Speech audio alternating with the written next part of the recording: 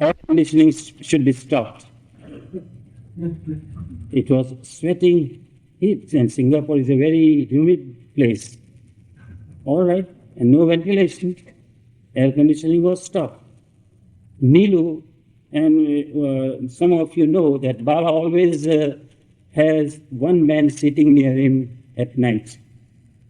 So at that particular night, Nilu was sitting there. So Nilu first comes and asks us, and Baba says, you should stop air conditioning. So we stopped the air conditioning. Then in a few minutes, again he comes and Baba calls you all in his room.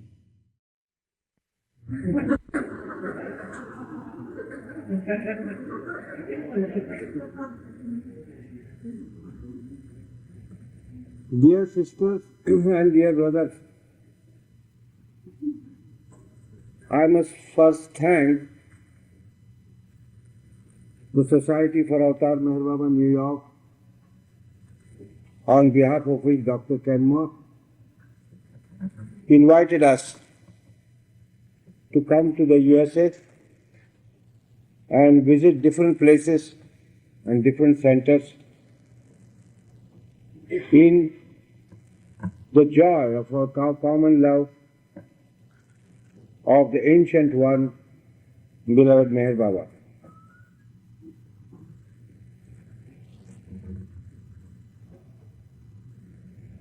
I shall just relate to you something by way of an introduction of how I came in contact with Baba, and after that we shall try to see Meher Baba, the ancient one, who he is. In his own words, and in our faith, in our belief, in our faith, and finally in our conviction.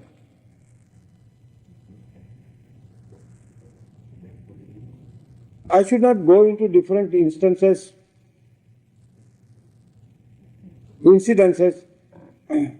how I came in contact with Baba, because it will really take a long time and maybe it is not very necessary. But in short, I would just say that it is only the love that was chiefly responsible in drawing me so close to him.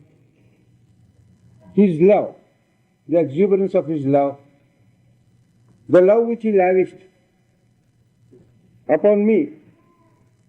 There are many others also. He is very near Mandali, whom he loved ever so much. It is very difficult for me really to put in words as to what that love is.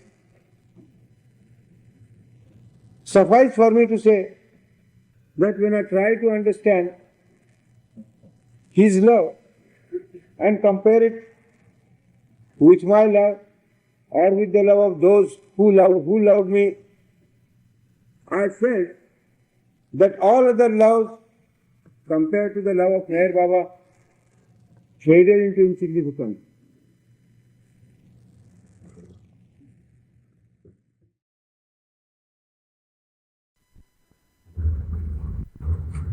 It fits in the another explanation Baba had given, that when anybody goes to Baba, if that person is just a man not knowing anything about yoga, not having done any so-called spiritual practices, it's easy for him to lift him up from where he is, because he is so simple, he is so receptive, and he is not burdened with his preconceptions, and especially of those of certain practices having been performed by him, given him an impression that he really is spiritually so high, or he has attained the goal and he may not have actually attained it. Why has it again to come back to this earth? Why has it to take another birth and then begin over again That means to say all that he has learned before, all the practices that he had gone through, he will have to unlearn himself. What is this type of yoga? What is this type of practice where a man feels himself having been advanced so much spiritually, he is not. He has to come back again and begin over again like an ordinary man. The simple reason for this, as explained by Baba, is that a man does certain yoga practices, he gets certain experiences. He has got to his debit the impressions of so many past lives, which he for the moment sets aside. He puts a blanket on it for the time being. All those impressions, puts a blanket on it, and that is to his debit.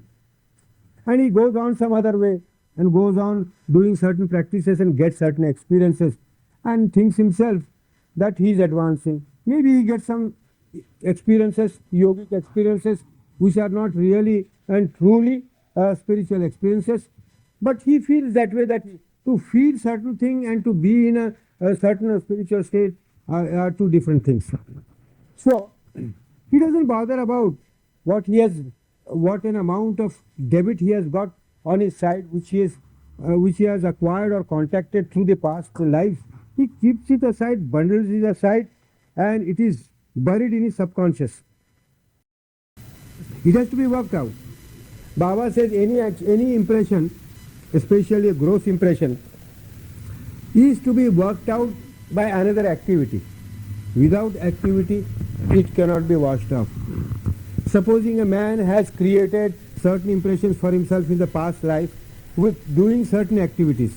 So, to erase those impressions, he cannot go into meditation and recede. It's a way of an escapist. He wants to escape what he has inherited for himself in the past life. To work that out, to work out his destiny, he has actually to do some action in the world with the physical body, so that those actions which he is carrying all along may be erased. And Baba helps you towards that. Not take Baba as God, and he says, no, I take Jesus as God.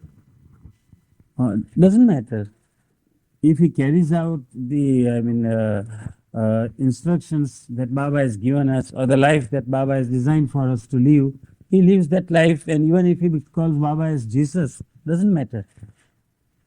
Of course, if one is convinced that Baba is God and Baba is with us, then he will never say that. That conviction also will come through his own actions, through his own life. The way you live your life, conviction of God, Baba is sure to come to you. And once that conviction is achieved, then there is no need for taking any names. That Baba is everywhere, Baba is in everything, in every being. So I would say that instead of not believing in God or not doing anything godly on research, if one does this in the name of Jesus or any other name, or Krishna, it is still better than that heathen.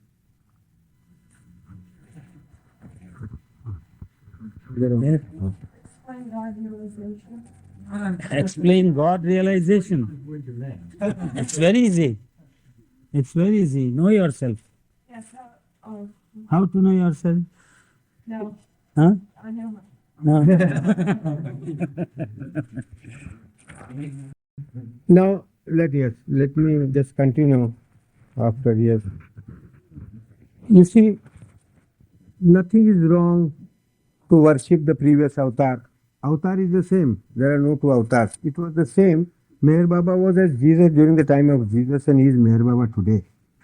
Now, if you are convinced of this fact, a man may not be convinced of this fact, and he may just worship Jesus as his God. There is nothing wrong in it. It is perfectly all right. He is on the right path. There is nothing wrong. And even if he worships Jesus, all his prayers will have to be, you see, responded to by the same avatar in the latest form. He doesn't go anywhere at all. But there is always an aroma of freshness in the latest avatar. Then the avatar has passed away. You see. That is all.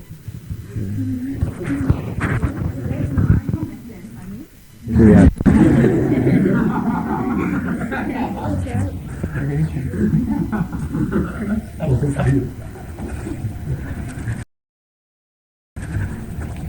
Joke બાબાએ કઈ joke કહ્યું હશે કે આગળ કઈ બાબા પોતે બોલવામાં કઈ જોક કઈ બોલી હશે તમને યાદ હશે તેરી Baba said that the whole creation is a huge joke for me. But that huge joke became so burdensome for him that he said during his lifetime, because of that huge joke, I had to suffer so much.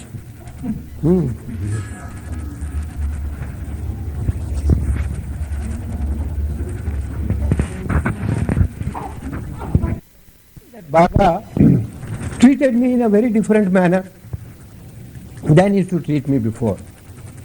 So at Meherjee I was allowed to go at any time when there was work. I had to look after so many things required by Meherabad people, their provision, their clothes, their washing, their toilet, their everything, including that of Baba. So naturally I had to go to see their to see the Mandali members there about some work. So for the last few years, whenever I went there, Baba called me inside and asked me, he said, why have you come here? So I said, I have come for work. What work do you have? I said, yes, if you allow me to. Yes, sit down and speak away and go away. I said, all right. Then I used to just say a few words and go out. When I went out, I started talking with one of the Mandali members, say Dr. Gaver, for certain medicines to be brought or certain doctor to be consulted. Some Mandali member was ill or anything. It may be anything. So immediately Baba sent out a message from inside to say, why is Adi standing there? Is he gone? Ask him to go away. You see, I thought to myself, it is all right because of work. I did not want to disturb anybody. This went on happening, you see, once, twice, 3 times, 10 times, 20. You see, every time that I went, you see, and I received that treatment at his hands, you see, it started paining me very much and I felt very deeply. Whenever I returned home, I used to shut the doors of my room, sit inside and weep. So all those people who work with me, he says, what is this? This man goes to Meherabad, sees Baba, comes back and goes into his room, shuts up the doors and windows and starts weeping. What is it? It is beyond us to know what it is all about. It went on and on and on. You see, I started feeling very, very deep within me. But I could not go and ask Baba anything, could not ask a question, nor could I go and tell anything to anybody at all. It was just between me and Baba. But after he dropped his body, I realized that the treatment which he gave me was really a blessing in disguise. Because if he had not done that, and if I was personally so much attracted by him, maybe I would not have been able to stay in the office. Suddenly he left us, you see, and do his work at all. I may have gone away, done anything, I really do not know. I couldn't have given a guarantee about myself. But it is only the treatment of keeping me aloof for the last 5 or 7 years that became a blessing in disguise. I realized after he passed away.